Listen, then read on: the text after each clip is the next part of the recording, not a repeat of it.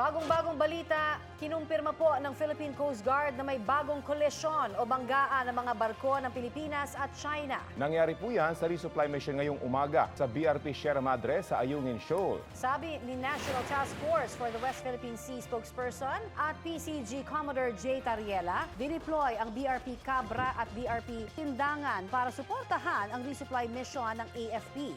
Sa gitna po ng operasyon, naharap ang ilang barko ng PCG sa mga anilay dangerous maneuver at paghaharang mula sa China Coast Guard at Chinese militia.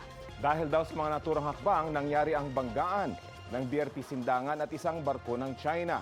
Nagtamo raw ng minor structural damage ang barko ng PCG. Sabi ni Tariela, ongoing pa ang resupply mission. Kinumpirma ng China Coast Guard na nagsagawa sila ng control measures sa mga anilay nagtangkang pumasok sa kanilang teritoryo. Wala pang komento ang AFP.